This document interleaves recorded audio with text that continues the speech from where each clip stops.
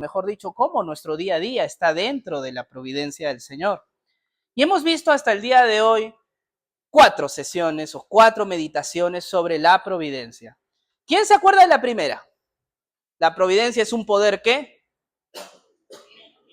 Humilla. Muy bien, Alexander. La providencia es un poder que humilla, que nos mantiene humildes. El segundo, la providencia es un poder que consuela. Muy bien, doctora. El tercero, la providencia es un poder que gobierna. Y el cuarto, la providencia es un poder que vimos la semana pasada, que expresa. Y ahí estuvimos viendo el tema de José, por ejemplo, ¿no? José, la historia de José, una vida bajo la providencia del Señor. Bueno, el día de hoy que vamos a ver nuestra última serie de la providencia, o perdón, nuestra última meditación sobre la providencia es un poder que glorifica. Vamos a meditar un poco en cómo es que la providencia de Dios es el poder de Dios en nuestro día a día que dirige las cosas para su gloria. Cuando, por ejemplo, hay un instrumento, esto lo dice el primer artículo de es el catecismo de Westminster y también el primer catecismo bautista de Londres. Ambos catecismos tienen la primera pregunta y la misma primera pregunta y la misma primera respuesta. ¿Cuál es el fin del hombre? ¿Por qué Dios nos creó? ¿Qué creen que responden ambos catecismos o ambos instrumentos de discipulado de la iglesia? ¿Qué creen que dice?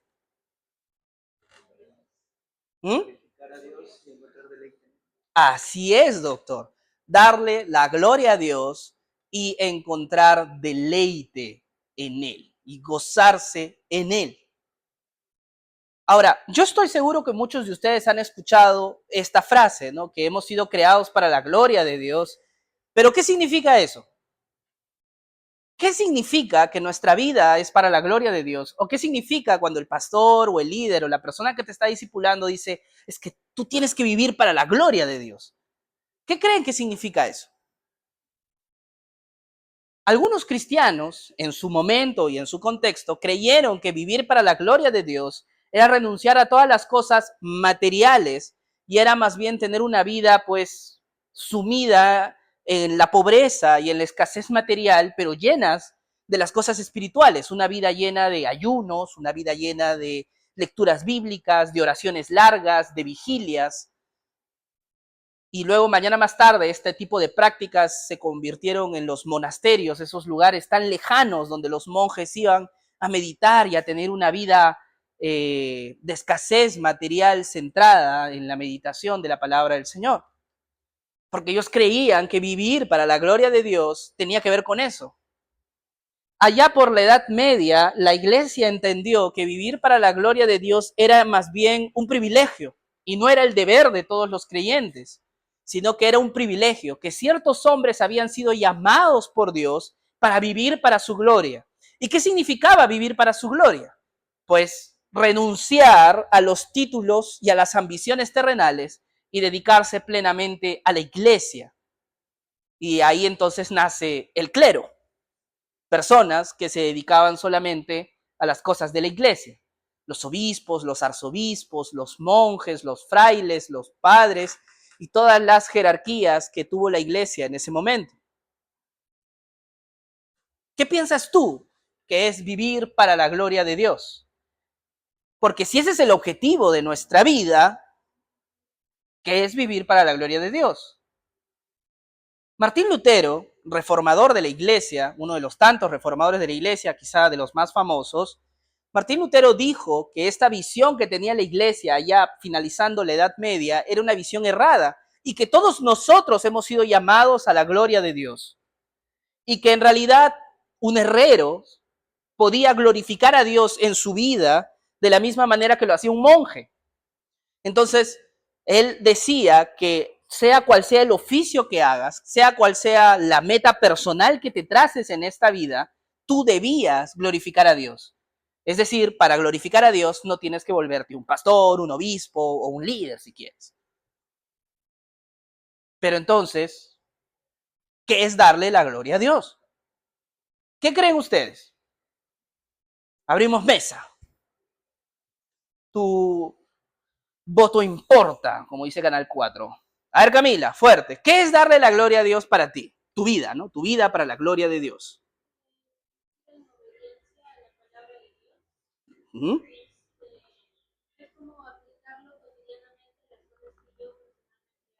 Ya, perfecto, ¿no? Obedecer a Dios en todo, ¿no? En el paso a paso. Muy bien, ¿qué más? A ver, Aarón. Hacer lo que Él agrada, que es más o menos cumplir su voluntad, ¿no? Es lo que Él dice, ¿no? Sus mandamientos, ¿ok? ¿Qué más? ¿Quién tiene otra perspectiva, además de cumplir los mandamientos de Dios?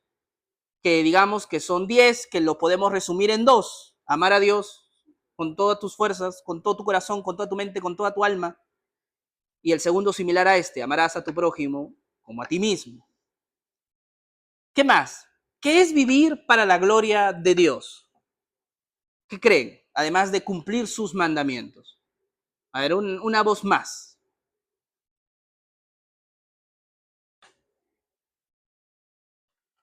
No traje un premio. Somos austeros. La siguiente semana habrá varios premios.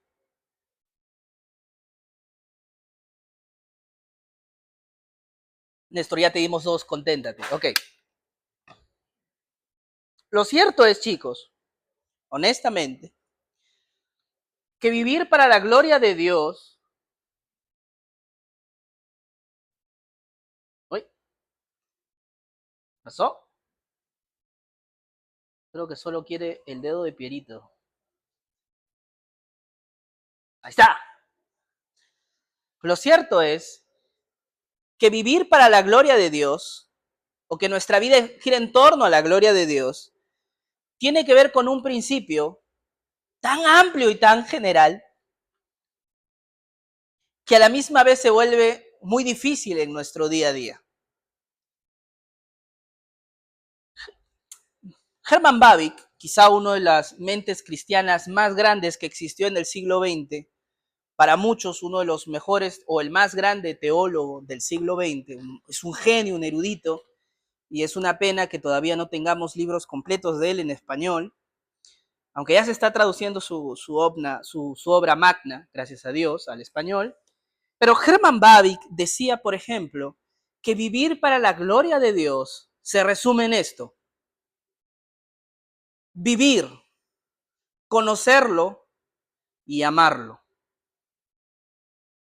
Y uno dice, Néstor, ¿qué rayos significa eso? Suena bonito como un título, pero ¿qué es vivir, conocerlo y amarlo? Y en resumidas cuentas, lo que decía Herman Bavinck es, no necesitamos resoluciones teológicas muy complejas para que entendamos algo tan básico que está en las Escrituras. Vivir para la gloria de Dios es simplemente vivir y amarlo. Dios quiere que lo amemos. Si tú lo amas, a lo largo de tu vida estás viviendo para la gloria de Dios. Ahora, claro, la reflexión no quedaba ahí. Herman Bavinck en realidad tiene un capítulo completo sobre vivir para la gloria de Dios. Y él decía, entonces, la pregunta real o la pregunta más profunda que debemos analizar no es vivir para la gloria de Dios, sino es cómo podemos vivir amando a Dios. Y ahí entonces la Biblia abre todas sus páginas y encontramos muchas veces donde Dios afirma que amarlo tiene que ver con una serie de compromisos. Ahí aparece, por ejemplo, cumplir sus mandamientos. Nuestro Señor Jesucristo, ¿qué le dijo a sus discípulos? Si me aman, cumplan, ¿qué dijo? Mis mandamientos.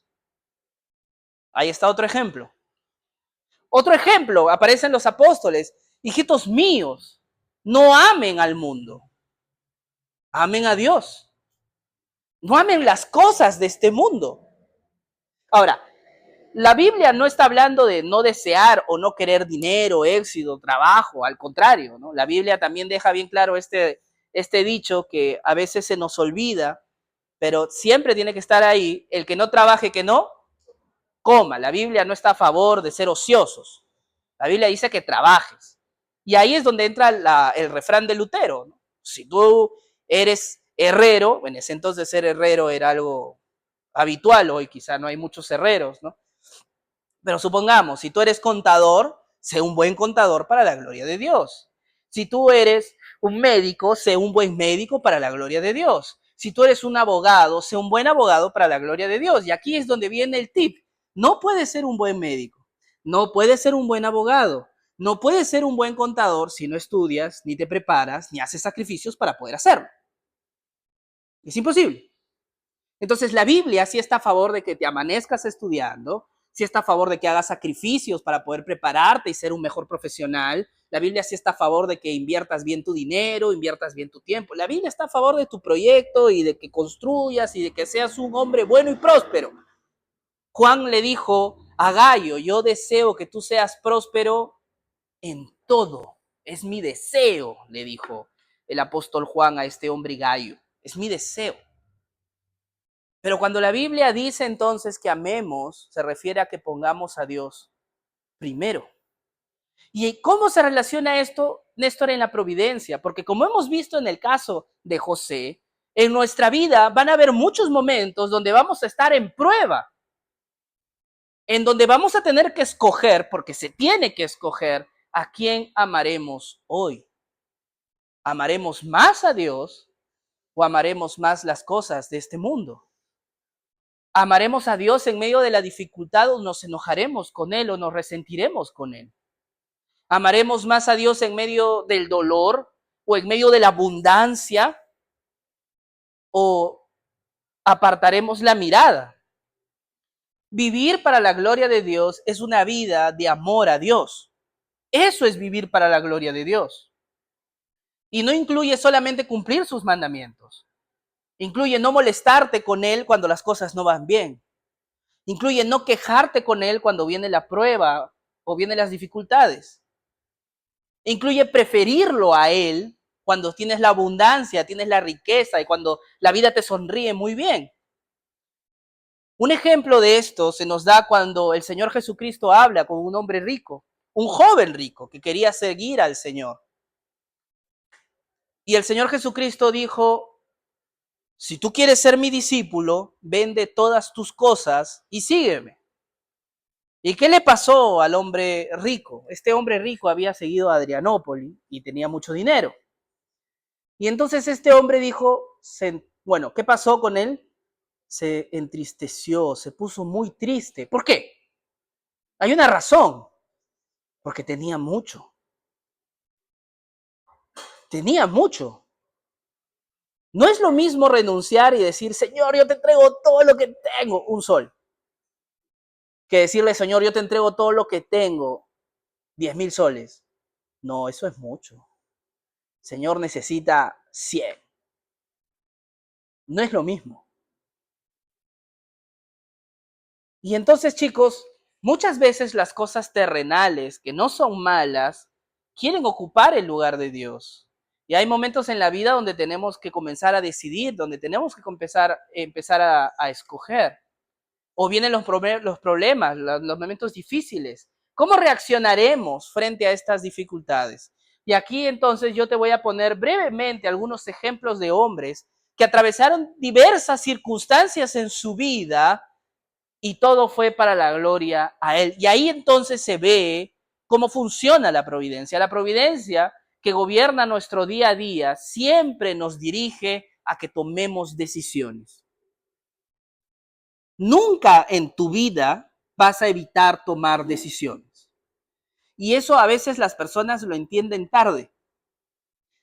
Hay personas que con el afán de querer llevarse bien con todo el mundo terminan volviéndose hipócritas. Porque tratan de caerle bien a todos, no pelearse con nadie.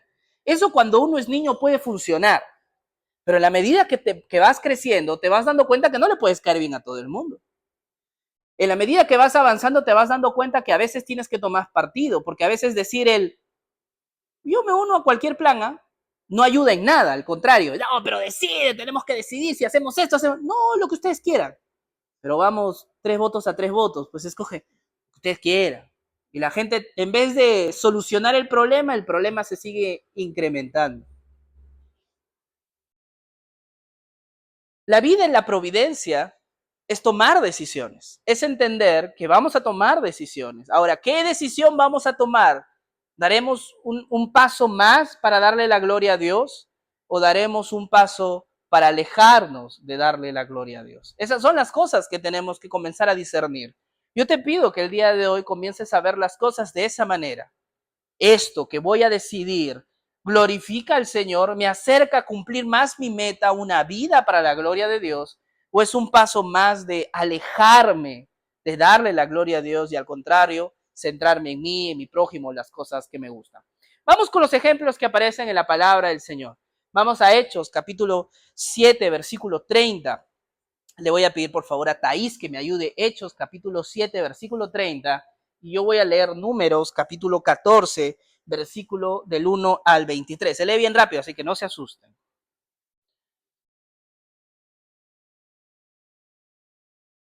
Bien, Thaís, entonces, ¿qué tenemos? Hechos 7:30.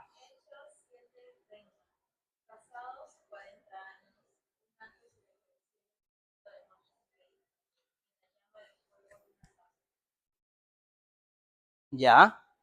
¿Cuántos años pasó Moisés cuidando las ovejas de Yetro o Jetro?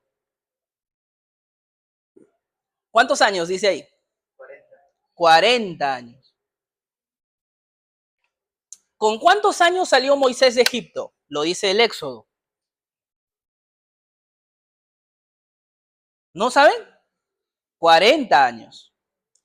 Cuando Moisés regresa a Egipto a liberar al pueblo de Dios, ¿cuántos años tenía entonces?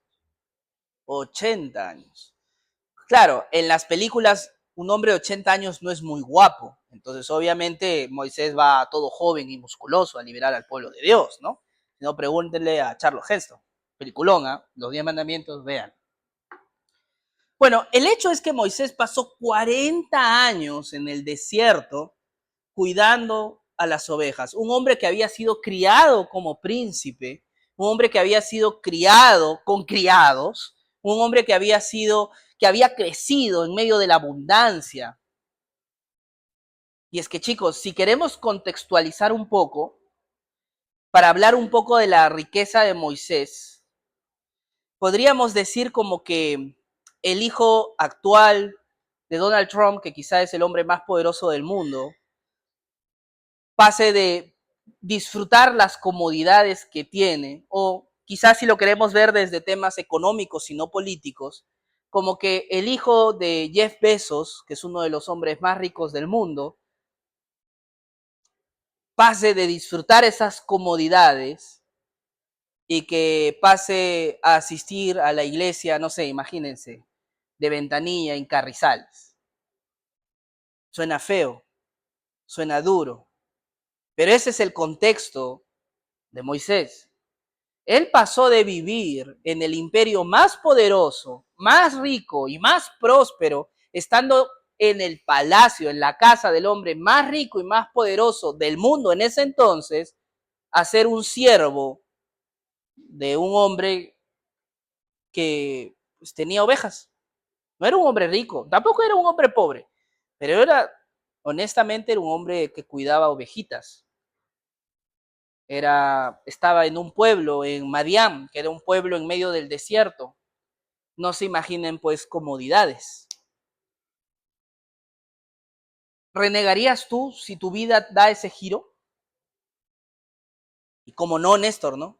Si reniego cuando, no sé, se me pierden 100 soles, ¿cómo no voy a renegar cuando me pase ese tipo de desgracias? Si reniego cuando se me cae la mitad de mi pan, ¿cómo no voy a renegar cuando dejo de tener dinero y paso a la miseria? Moisés no renegó. Moisés aprendió en el desierto. ¿Cuántos años más estuvo Moisés guiando al pueblo de Israel en el desierto antes de llegar a la tierra prometida? 40 años más en el desierto.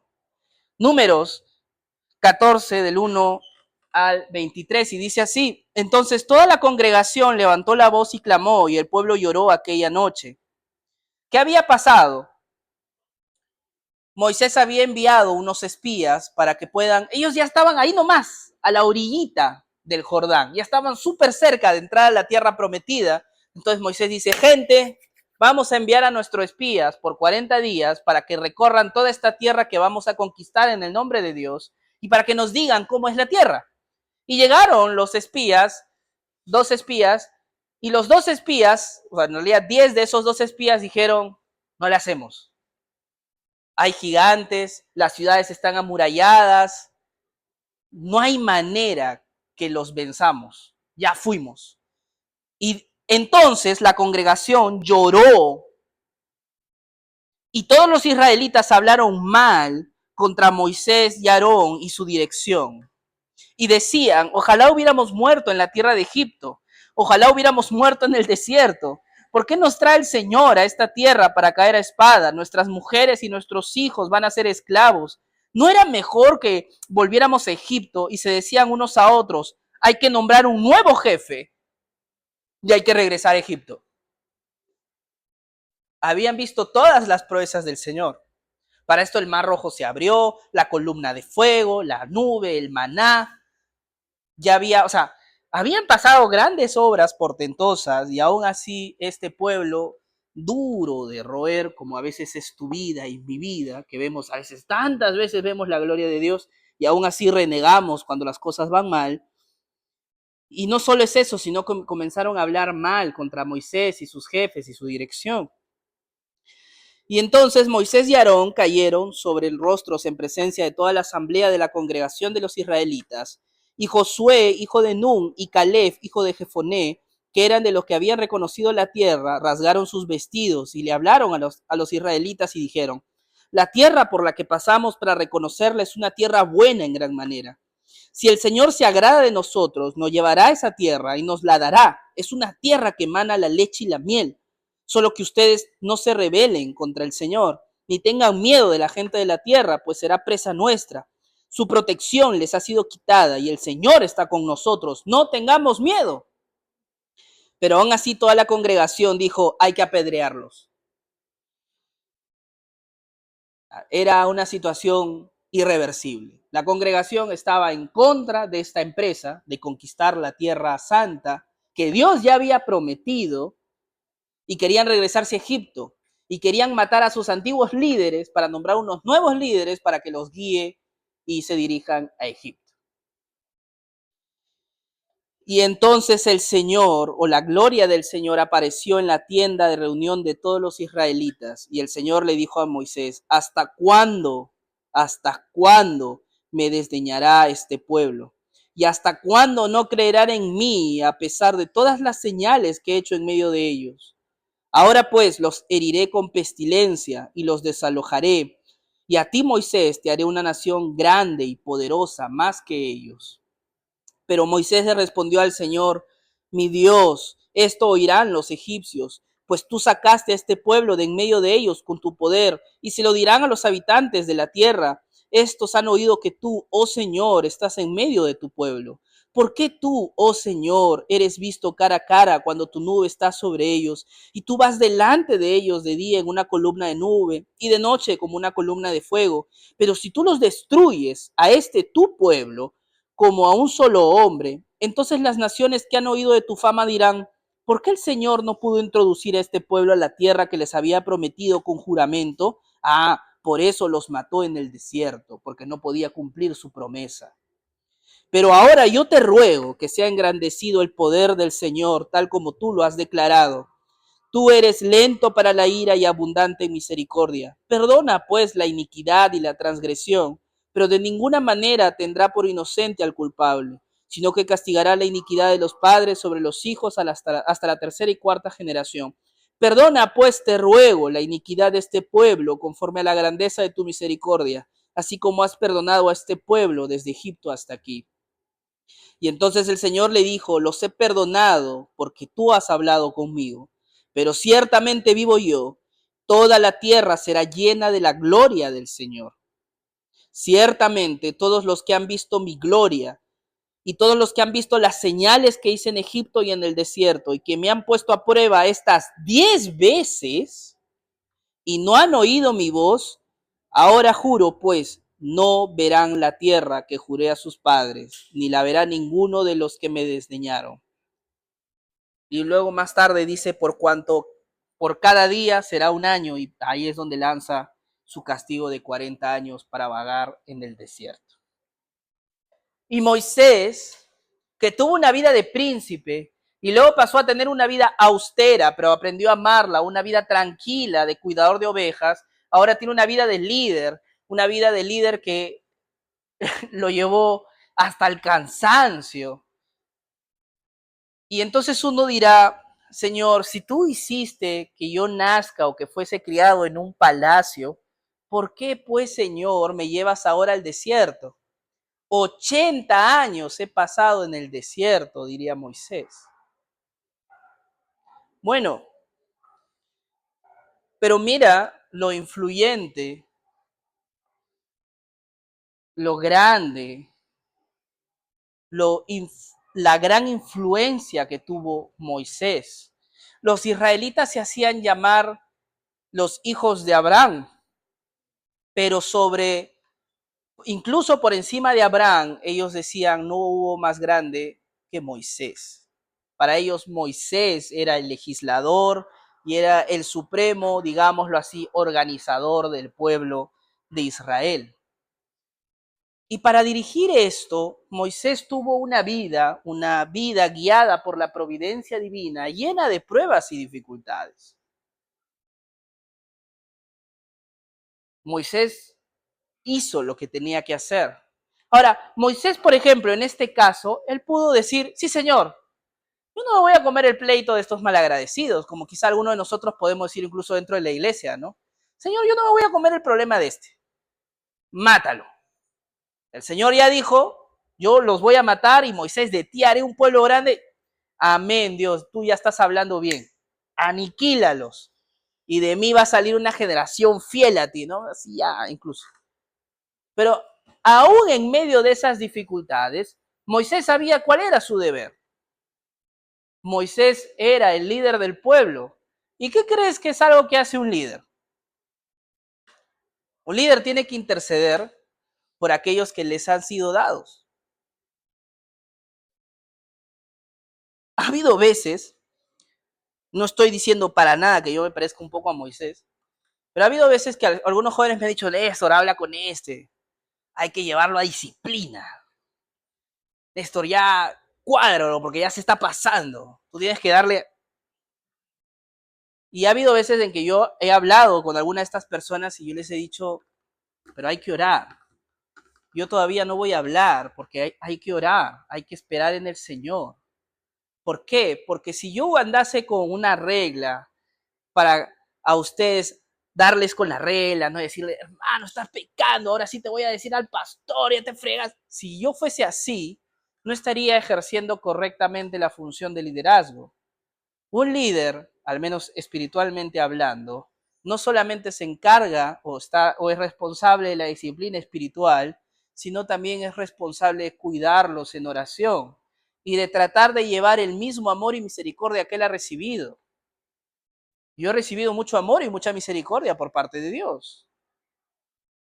Y si yo, siendo un jovencito tan rebelde, tan malcriado, he tenido la oportunidad de ser sido nombrado líder de jóvenes, cuánto más no voy a tener la mejor esperanza de algunos de ustedes que por ahí siguen cojeando del mismo pie durante bastante tiempo. Pero el Señor es milagroso, el Señor es maravilloso, puede hacerlo y lo va a hacer. Y Moisés, que obviamente no era un líder, sino más bien sería como un rey, en realidad, en el ejercicio práctico de la vida, él intercede por los suyos. Él dice, Señor, que esto no pase, que no acontezca.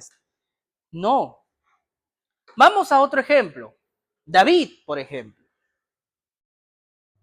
La gloria de David. Una vida, la vida de David para la gloria de Dios.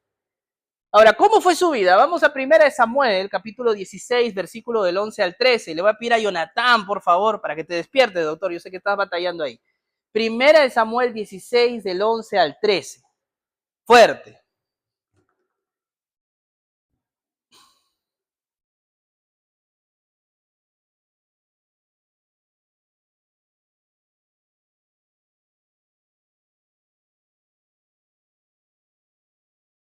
Cuando quieras, doctor.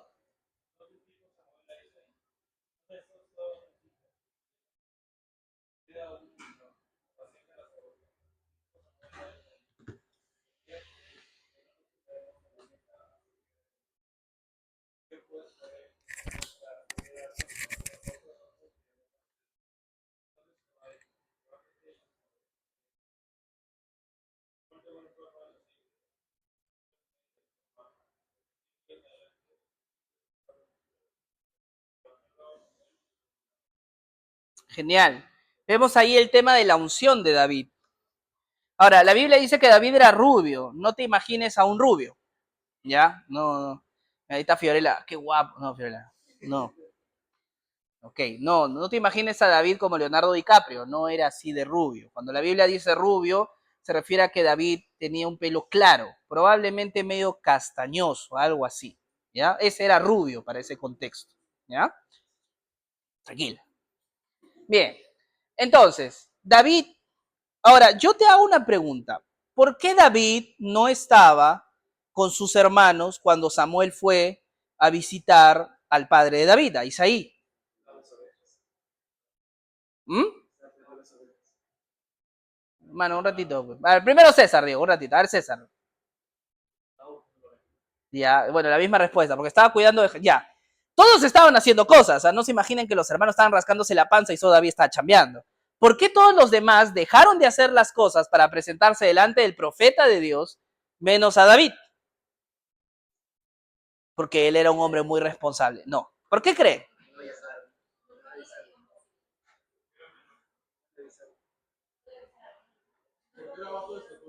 No. Chicos, de acuerdo a la historia y a la tradición, David era producto de una fornicación. Él era la vergüenza de la familia. Esa es la verdad. Él era la vergüenza de la familia y es por esa razón, por ejemplo, que David dice, en pecado fui concebido y en pecado me dio a luz mi madre. La historia de David, o sea, yo solo te pido que te coloques un poquito en ese contexto. David era la vergüenza de la familia producto del pecado de su padre. Y obviamente cuando va Samuel a hablar con Isaí,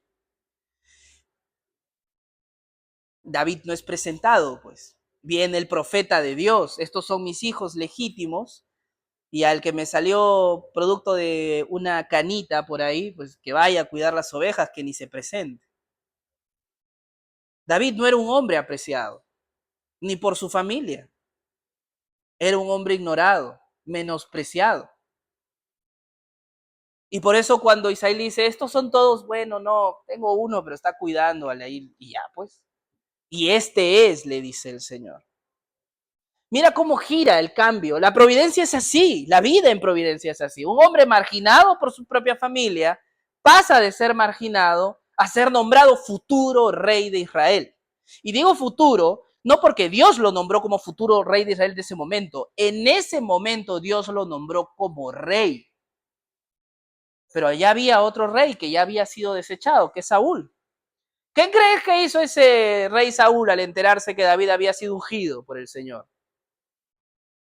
Dijo, sí, yo he pecado grandemente. David tiene que sucederme de manera legítima y ordenada. No, le juró muerte.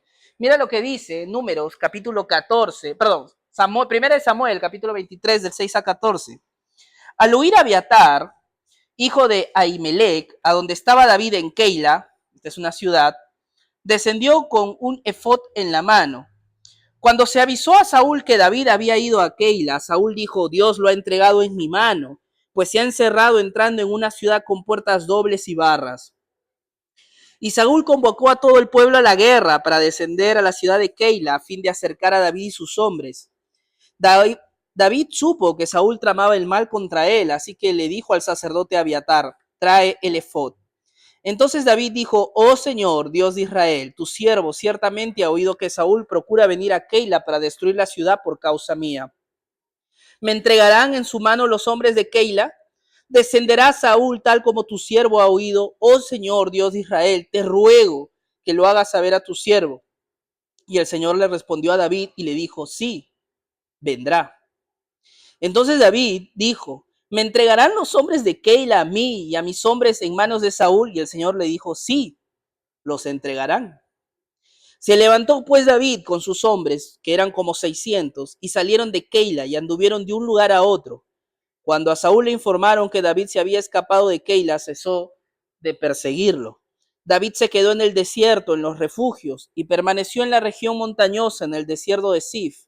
Y Saúl lo buscaba todos los días, pero Dios jamás lo entregó a su mano. La vida de David parecía que daba un giro de 180, de ser marginado a ser nombrado rey y ser lleno del Espíritu Santo. Y David dijo, yes, mi vida, como dice esa canción, mi vida ha cambiado, como la canción del teatro pasado. Vamos para arriba. Y Saúl dijo, no, te vamos a perseguir para muerte, rayos. Y David, que estaba tranquilo en su casa, al menos marginado, pero tranquilo, pasó a tener una vida con Dios y dijo, sí, mi vida verdaderamente ahora se vienen las cosas buenas, y luego pasó a ser perseguido a muerte y tuvo que huir, incluso en el desierto, para poder evitar ser capturado por Saúl. La vida a veces es así. La vida de la providencia es así. Pero yo te voy a decir una cosa, David nunca se quejó con el Señor.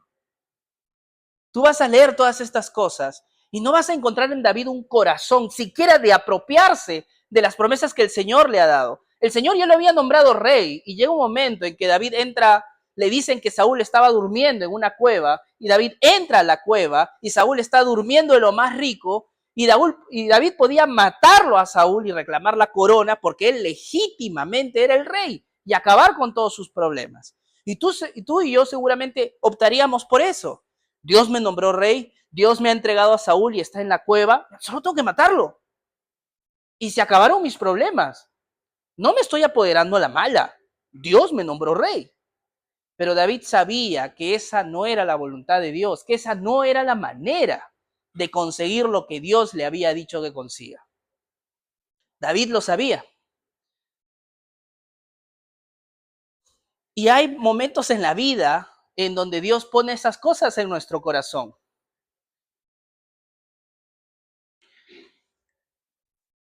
Para poner un ejemplo un poco más terrenal, ejemplo personal, cuando yo conseguí el trabajo, llegó un momento en que yo había recibido 2 ofertas de trabajo al mismo tiempo. Bueno, en realidad no.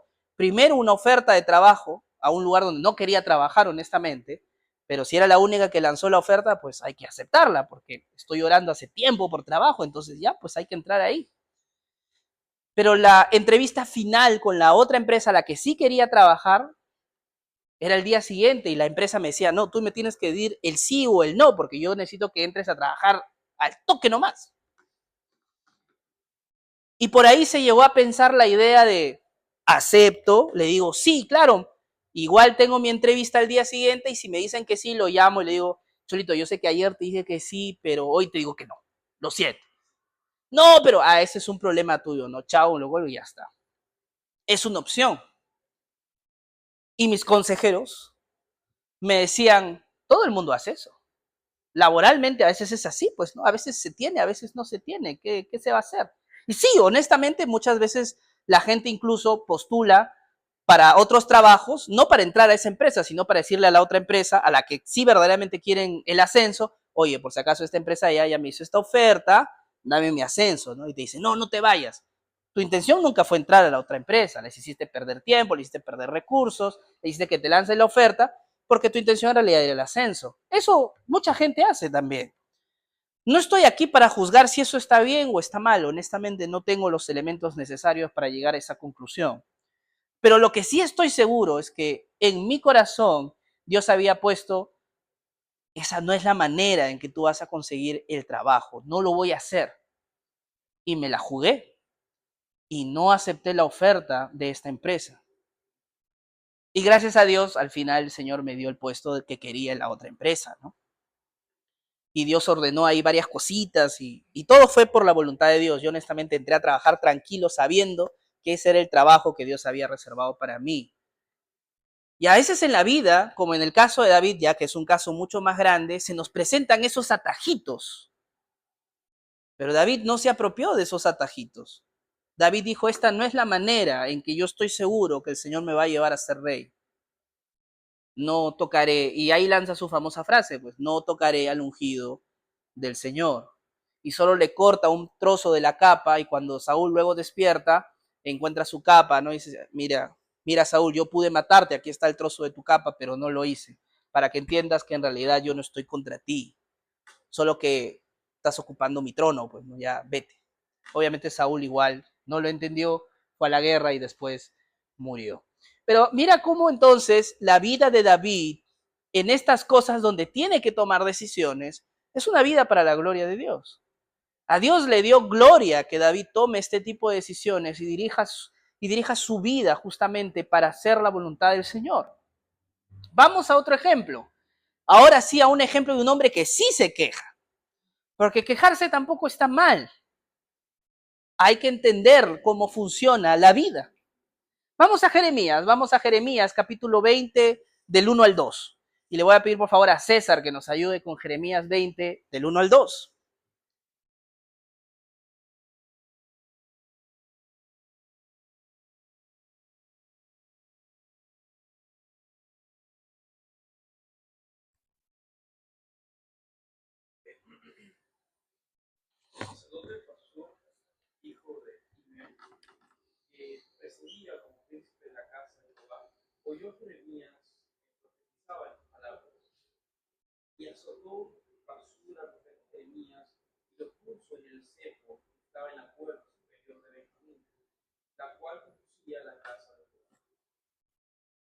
Genial. ¿Qué pasó? Jeremías, profeta del Señor, había recibido la revelación de Dios de que Dios se había cansado de Israel, que Dios había decidido destruir Israel, producto de su pecado, de su inmundicia, de que constantemente se rebela contra él. Y el Señor dijo, levantaré entonces de Babilonia al rey y lo traeré acá y destruirá Jerusalén. Y Jeremías entonces tenía la misión de predicar por las calles de Jerusalén que el pueblo de Israel se arrepienta porque viene la destrucción. Y el pueblo de Israel, lejos de arrepentirse, dijo, Jeremías es un loco, está utilizando falsamente el nombre de Dios. Y Pasu, uno de los líderes de la iglesia, perdón, de la iglesia no, de la ciudad de Jerusalén, dijo, no, ya no soporto más a Jeremías que para diciendo que vamos a ser destruidos. Y dice que entonces lo agarró a latigazos a Jeremías, que no es lo mismo que correa, latigazos es mucho más fuerte, más duro. Y no solo eso, sino que luego lo puso en el cepo. ¿Ustedes saben lo que es el cepo? Sí, esto, lo que construyó Bukele. No, el cepo, sí, es una mazmorra, es una cárcel. Y ya les he explicado cómo eran las cárceles antes. Sí les he dicho, ¿no? Cómo es las cárceles antes. Horrible. Bueno, entonces todo eso pasó Jeremías estos días y luego dice que Jeremías en medio de su dolor al final fue liberado y fue lanzado como si fuese un perro. Y Jeremías, con sus golpes y todos sus dolores, hace este lamento. Me persuadiste, oh Señor, y quedé persuadido. Fuiste más fuerte que yo y prevaleciste. He sido el hazmerreír cada día. Todos se burlan de mí. Porque cada vez que hablo grito y proclamo violencia y destrucción, pues la palabra del Señor ha venido a ser para mí oprobio y escarnio cada día. Pero si digo, no lo recordaré ni hablaré más en su nombre, esto se convierte dentro de mí como fuego ardiente encerrado en mis huesos. Y yo de verdad hago esfuerzo para contenerlo, pero no puedo. O sea, yo no quiero profetizar eso, de verdad trato de callarme, pero es como fuego, tengo que hablarlo. Porque he oído las murmuraciones de muchos, terror por todas partes, denúncienlo, vamos a denunciarlo. Todos mis amigos de confianza, esperando mi caída, dicen, tal vez será persuadido, prevaleceremos contra él y tomaremos nuestra venganza contra él. Pero yo sé que el Señor está conmigo como campeón temible.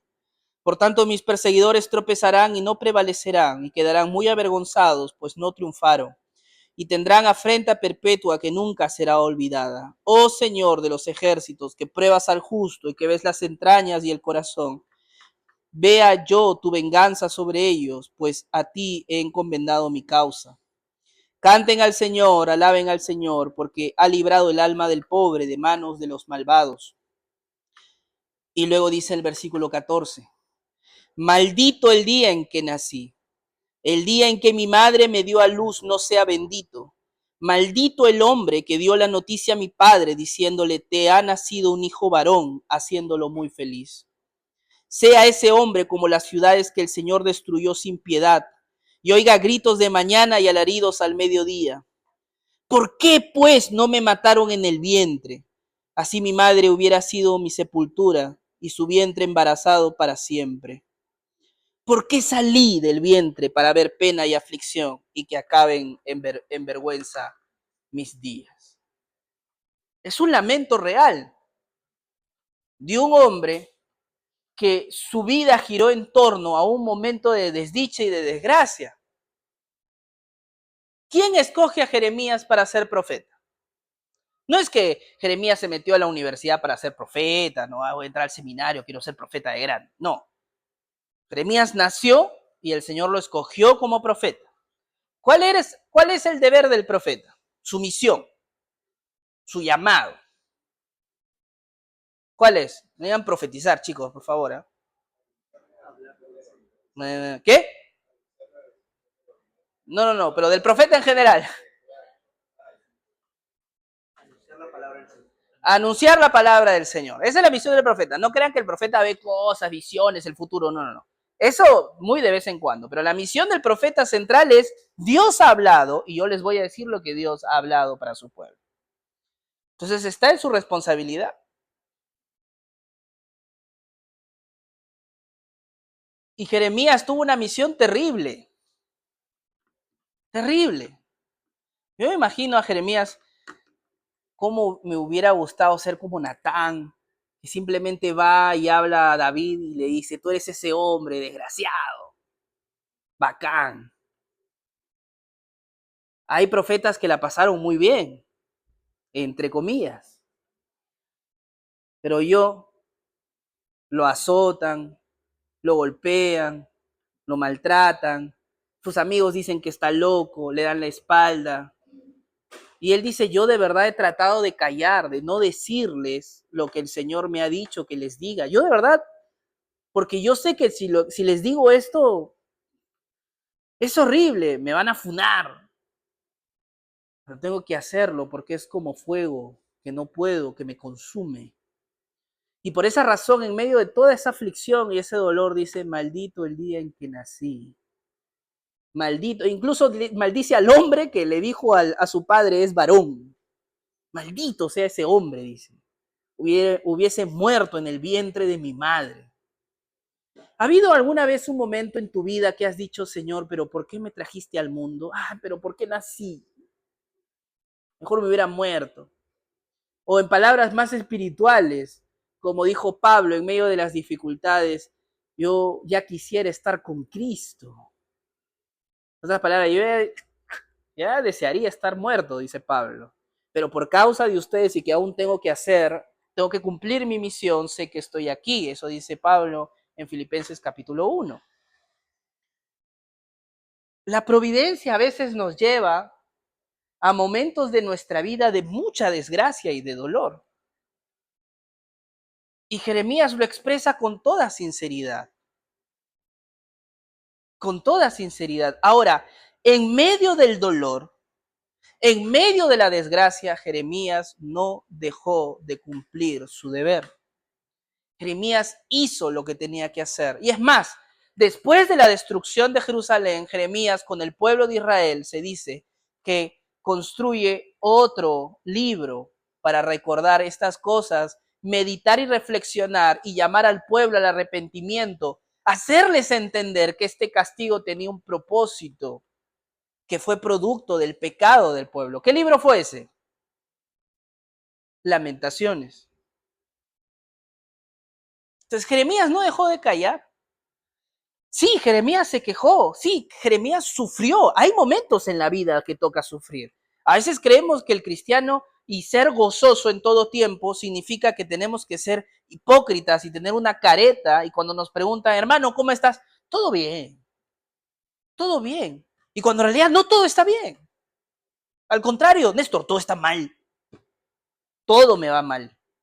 Es más, estoy leyendo Lamentaciones. No, hermano, no lo hagas. Hay momentos en la vida donde a veces uno se siente así. Pero en esos momentos, Jeremías no dejó de hacer lo que tenía que hacer. ¿Cuántas veces nosotros dejamos de hacer las cosas que tenemos que hacer porque estamos tristes, bajoneados o en medio de circunstancias difíciles? ¿Cuántas veces has dejado de orar al Señor, de buscarlo todos los días en oración porque estás atravesando momentos de estrés, de ansiedad o de dolor? ¿Cuántas veces simplemente te has quejado con el Señor y has dejado de venir a la iglesia, de venir a la reunión de jóvenes, de venir, de hablar con la persona que te disipula, de hablar con tu líder, de hablar con tus padres, yo qué sé, de doblar tus rodillas en oración porque estás pasando por momentos de dolor? ¿Cuántas veces, joven? ¿Cuántas veces te enfrentas tu necesidad y ves a Dios como un obstáculo para satisfacer esa necesidad? Muchas veces creemos que Dios no es la solución. Salud. Néstor, estoy pasando por momentos muy difíciles económicamente. Por esa razón no voy a venir a la iglesia, tengo que trabajar. Mano, esa no es la solución. No lo es. Pero Néstor, tengo que comer. No lo es. No lo es. Néstor, la verdad es que estoy pasando por momentos de mucha dificultad. No puedo hacer mi devocional. No lo es. Esa no es la solución. Quéjate como Jeremías. Quéjate como el salmista, que se quejaron, que lloraron, que rasgaron sus vestiduras. No está mal. Dios nos ha dado emociones para que lloremos delante de su presencia. Dios no se ofende porque decimos ¿por qué? Dios no es un padre como a veces nuestros padres terrenales dicen, porque yo lo digo. Y no me estés ahí objetando. A veces mi madre cuando le agarraba la cólera me decía, cállate. Me callaba. ¿Por qué no me dices nada? Me ha dicho que no me contestes, ¿verdad? Era un mecanismo de tortura. Dios no es así. No miremos a Dios con esos ojos porque Dios no es así. ¿Quieres quejarte? Está la oración, quéjate. ¿Sientes que el cristianismo no es la solución a tus problemas, sino que al contrario es una roca pesada que hay que llevar? Habla con el Señor. Habla con las personas que Dios te ha dado para poder ayudarte. Yo no te voy a juzgar. No creo, miren, honestamente, todas las personas tienen sus defectos. Yo tengo mis defectos. El pastor tiene sus defectos. Pero algo que yo puedo decir, que no es mi defecto, y creo, por lo que he hablado con el pastor, tampoco es su defecto, no te va a juzgar. Él no te va a juzgar. Yo no te voy a juzgar. Porque la vida cristiana no se trata de ser perfectos, se trata de ser honestos. Y si a veces no se puede, di que no se puede. Estamos para ayudar. Sé como Jeremías. Al cielo, como dice nuestro Señor Jesucristo, van a haber muchos tuertos, muchos mancos, muchos cojos. No van a entrar cuerpos perfectos al cielo. Nuestro Señor Jesucristo, si tu ojo te es tentación, ¿qué tienes que hacer? Si tu mano te es tentación, ¿qué tienes que hacer? En el cielo vamos a estar, creo que todos vamos a tener estacionamiento privilegiado, reservado. Joven, sé como Jeremías, si quieres lamentarte, llora. Para algo el Señor te ha dado lagrimales, llora. Pero sigue haciendo lo que tienes que hacer. Haz tu devocional, ven a la iglesia, no dejes de orar, pon a Dios primero, con lágrimas, con dolor, con llanto, pero ven. Y aquí vemos cómo le hacemos, que el Señor nunca nos ha abandonado. Nunca lo ha hecho y no lo va a hacer. Vamos a otro caso, un caso de más dolor encima. Ezequiel. Vamos a Ezequiel, capítulo 24, versículo de 15 al 27. Ya vamos terminando con nuestros ejemplos providenciales.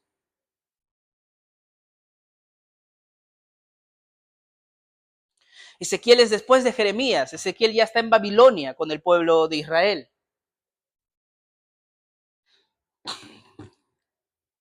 Ahora, la ciudad de Jerusalén no había terminado de ser destruida, pero Babilonia iba a terminar de destruirla por completo, incluyendo el templo. Y esta palabra vino a Ezequiel antes de la destrucción del templo de Salomón, que era la corona del pueblo de Israel. Era el edificio más emblemático que reflejaba la gloria, la majestad, el poder y que Dios estaba con ellos, el templo de Salomón.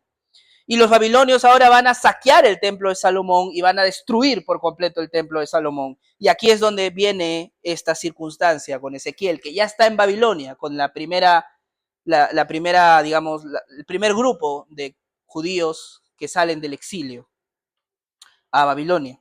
Vino a mí la palabra del Señor: hijo de hombre, voy a quitarte de golpe el encanto de tus ojos, pero no te vas a lamentar, no vas a llorar y no correrán tus lágrimas. Gemirás solo en silencio, no harás duelo por los muertos. Átate el turbante, ponte el calzado en los pies y no te cubras los bigotes ni comas pan de duelo, que eran todas estas cosas que hacían los judíos para expresar que estaban en duelo, en profundo dolor. Hablé al pueblo por la mañana y por la tarde murió mi esposa, y a la mañana siguiente hice como me fue mandado. Y es esta palabra que utiliza Dios refleja lo mucho que amaba Ezequiel a su esposa. Voy a quitarte de golpe el encanto de tus ojos. Ezequiel amaba profundamente a su esposa. Y Dios le dice: la voy a matar. Y no harás duelo. Vas a actuar como si nada hubiese pasado. Y llegó el día siguiente y por la tarde murió mi esposa. Y el pueblo me dijo: ¿no nos declararás lo que significan estas cosas para nosotros? ¿Qué estás haciendo? Entonces le respondí: la palabra del Señor vino a mí y me dijo: habla a la casa de Israel, así dice el Señor Dios: voy a profanar mi santuario, que para ustedes es orgullo de su fuerza, encanto de sus ojos y deleite de su alma. Sus hijos y sus hijas que ustedes han dejado atrás caerán a espada. Harán como yo he hecho. No cubrirán sus bigotes ni comerán pan de duelo. Sus turbantes estarán sobre sus cabezas y su calzado en sus pies. No se lamentarán ni llorarán, sino que se pudrirán en sus iniquidades y gemirán unos con otros. Ezequiel, pues, les servirá de señal, según todo lo que él ha hecho, ustedes harán cuando esto suceda, porque así sabrán que yo soy el Señor. Dios utilizó la situación de Ezequiel para demostrarles lo que Dios iba a sufrir por la destrucción del templo. Y les dijo: así como yo no voy a sufrir, ustedes tampoco van a sufrir, no van a ser hipócritas. Yo voy a destruir el templo, que es mi morada, producto de sus iniquidades. Yo no voy a sufrir, perdón, yo no voy a hacer duelo. Ustedes tampoco van a hacer duelo. Y todo ese ejemplo tan raro, bizarro y doloroso que es perder algo que tanto amas y tener prohibido hacer silencio, eso tiene que ser una impotencia grande, servirá como ejemplo de todo lo que significa esta situación. Ezequiel no se quejó con Dios. No tenemos en la Biblia que Dios le dio otra esposa a Ezequiel, por si acaso. Hay a veces en la vida en donde las cosas que nos pasan en realidad son cosas que no sabemos por qué nos pasan, pero en realidad nos pasan para que mañana más tarde podamos consolar a otros o guiar a otros en medio del dolor que están ellos atravesando. Y hoy no lo sabemos cuando sufrimos, pero toca enfrentarlo. Dios permite esas cosas. No lo sabemos, no lo entendemos, pero Dios así lo hace.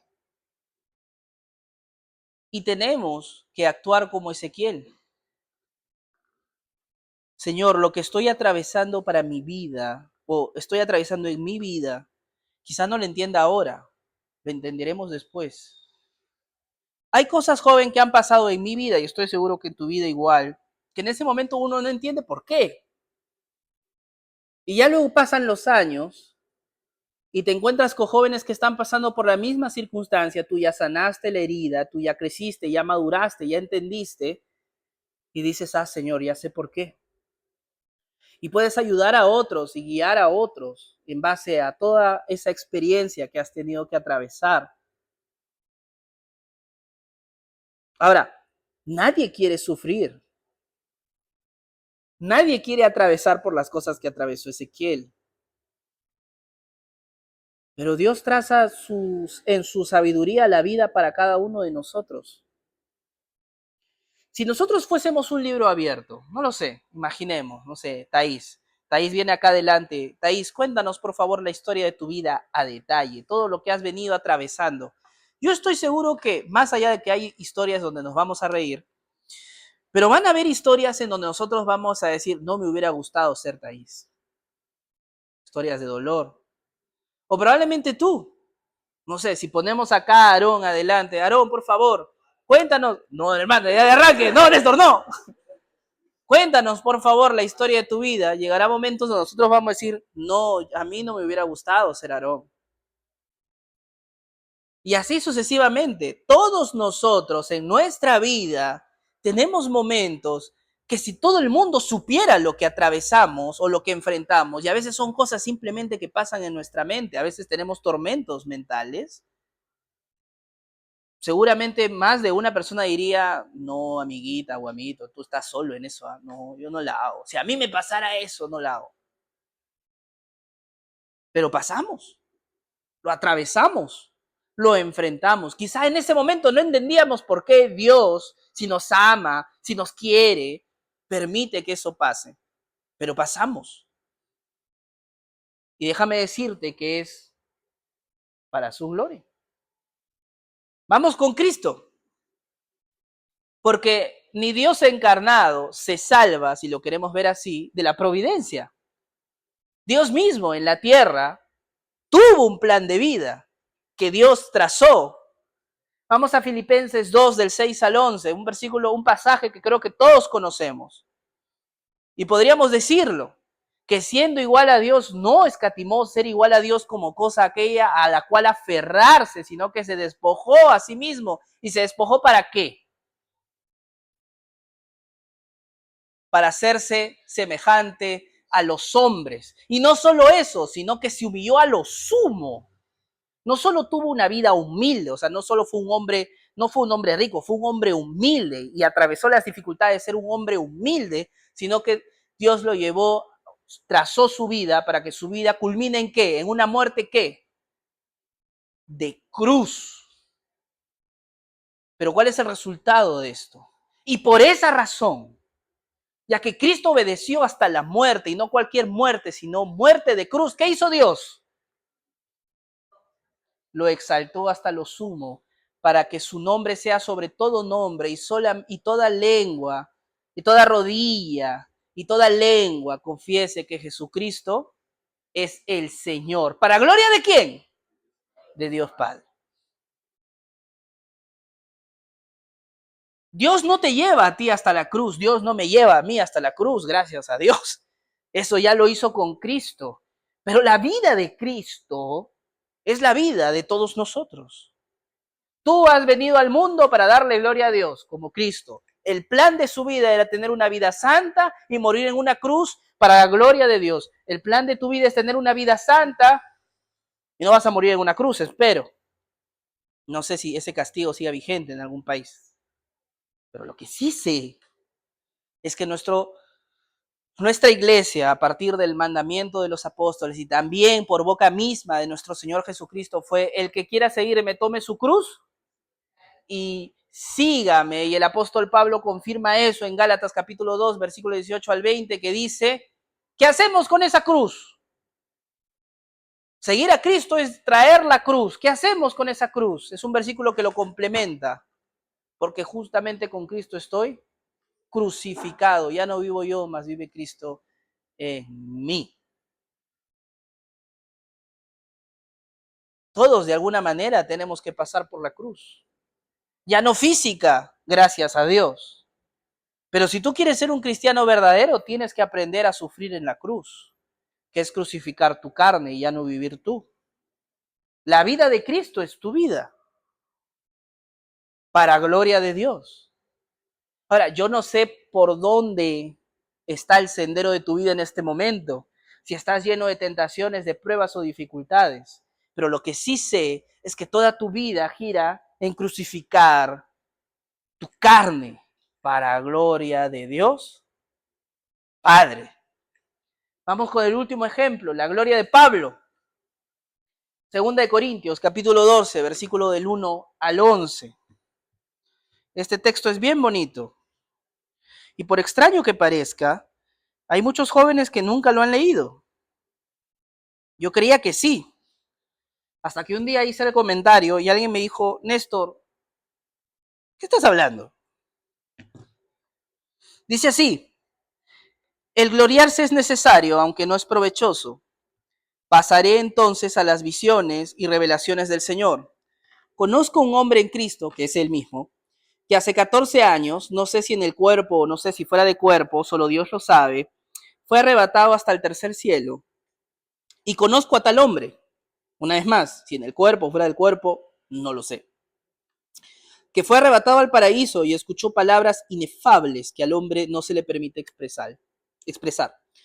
De tal hombre sí me gloriaré, pero en cuanto a mí mismo, no me gloriaré sino en mis debilidades. Porque si quisiera gloriarme no sería insensato, pues diría la verdad. Pero me abstengo de hacerlo para que nadie piense de mí más de lo que ve en mí u oye de mí. Y dada la extraordinaria grandeza de las revelaciones, por esta razón, para impedir que me enalteciera, me fue dado un aguijón de la carne, un mensajero de Satanás que me abofetee para que no me enaltezca. Acerca de esto 3 veces he rogado al Señor para que me lo quitara de mí.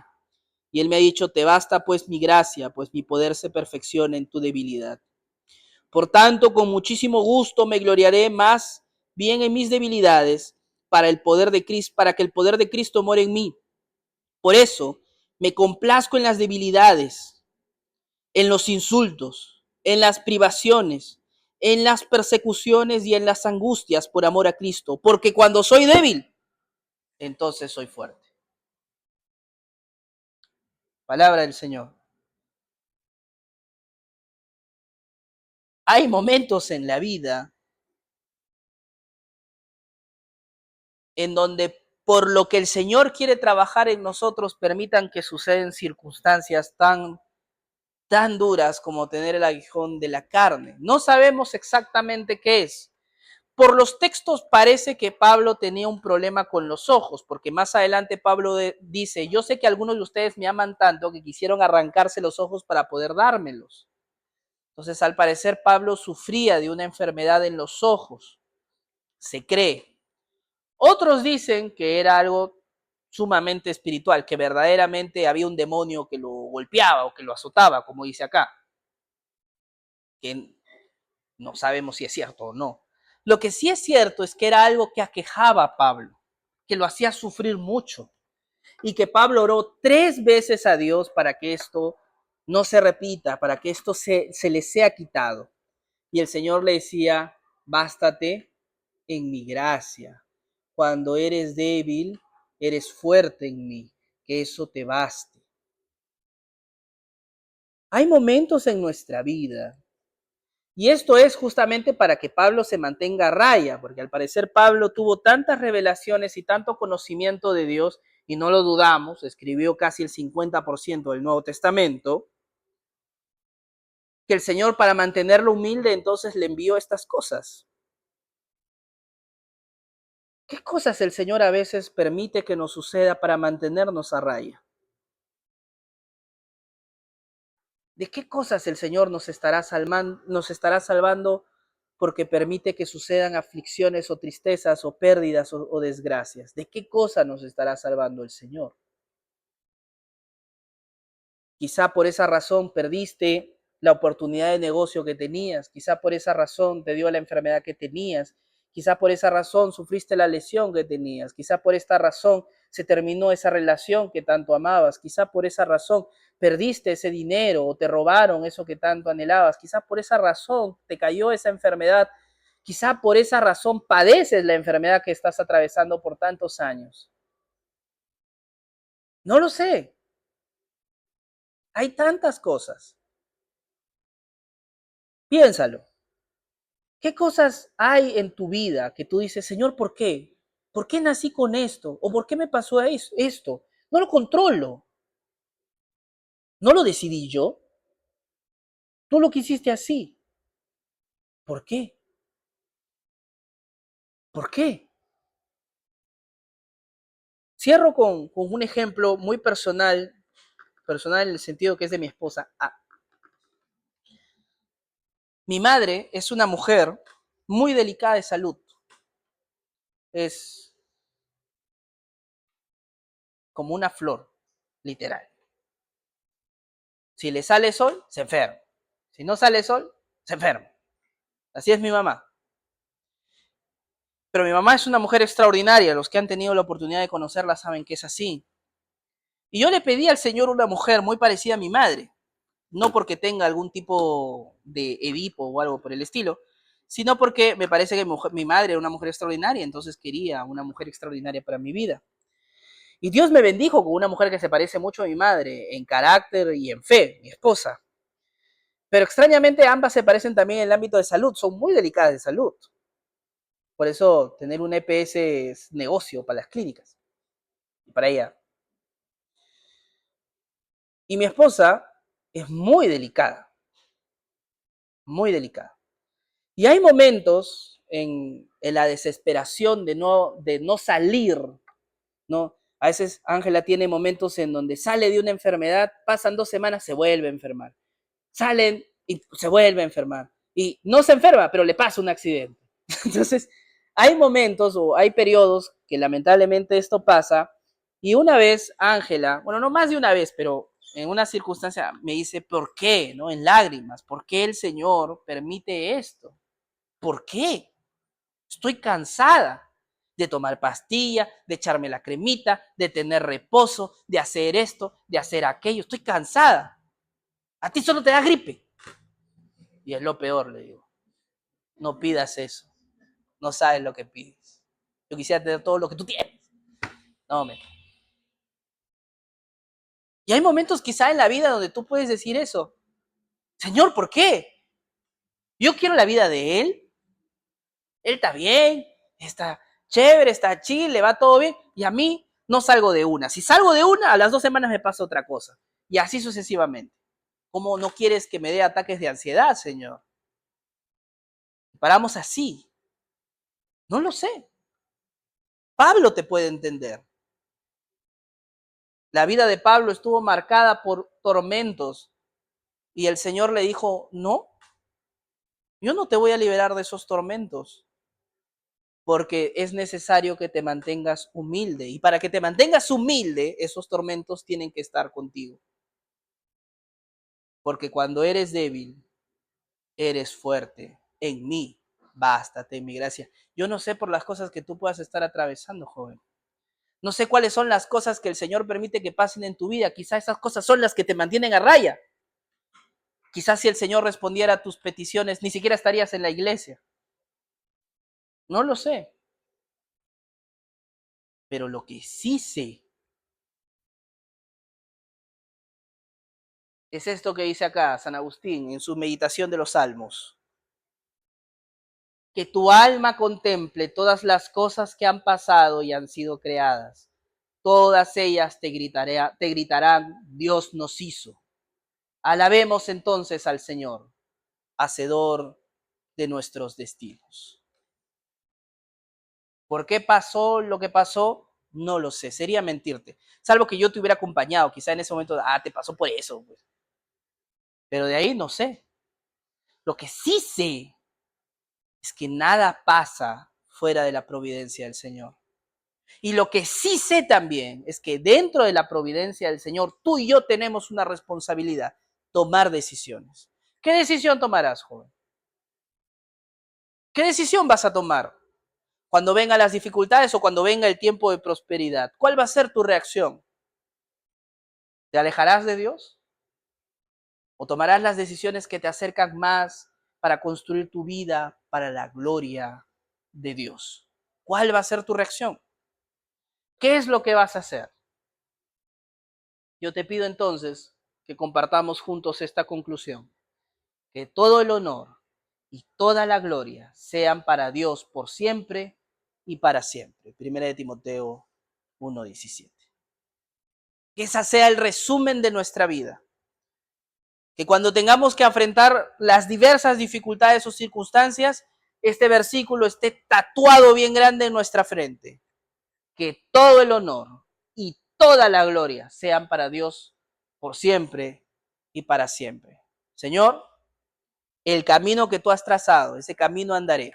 A veces me quejaré, sí puede ser, pero no dejaré de hacer lo que tú me has llamado a hacer. Orar, amar a mi prójimo, hacer buenas obras, llevar el evangelio, tener mis tiempos de devocional, de estudio, imitación de la palabra del Señor, honrar a mis padres, ayudar al necesitado, no dejar de congregarme, venir a la iglesia, vivir en comunión, tantas cosas que el Señor nos ha dado, nos ha delegado para que tengamos una vida plena a su lado. No las dejes de hacer. Pero Néstor, no es la solución dejar de hacerlas. Vive para la gloria de Dios. Vamos a orar y con eso estamos terminando el día de hoy. Bendito Señor, creador de todas las cosas, mi buen Dios, te damos las gracias porque en tu misericordia tú nos permites recordar, reflexionar sobre la vida de diversos hombres que atravesaron, Señor, circunstancias muy difíciles a veces, pero nunca se rindieron, no dejaron de hacer lo que era correcto ante sus ojos, porque de eso se trata vivir para tu gloria. Lo que tú has preparado para nosotros, lo que tú has dirigido para nosotros, que lo andemos, que andemos ese camino, a veces ancho, a veces angosto, a veces con mucha luz, prosperidad y riqueza, y a veces con mucha escasez, con mucho dolor y angustia. El camino que hayas trazado para nosotros, permítenos recorrerlo firmes, convencidos, que estamos tomando decisiones para tu gloria, buen Señor. Te lo pedimos de todo corazón. Danos las fuerzas para ser consecuente con tal deseo. Te lo pedimos, Señor, en el nombre de Cristo Jesús, tu Hijo amado. Amén. Amén, chicos. Bien. Algunos anuncios importantes. Mientras hacemos anuncios de vitales importancias, le voy a pedir por favor a Piero que me ayude